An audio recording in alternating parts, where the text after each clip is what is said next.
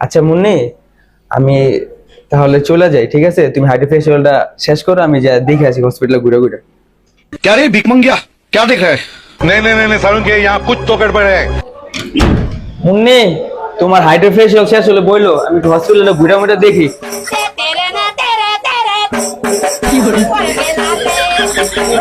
নেওয়ার মতো তো কিছু দেখতেছি না, এই ফুলটা দেখি খুব সুন্দর আছে, এটা দিতে তো গেল, তো দেখলো নাকি আবার?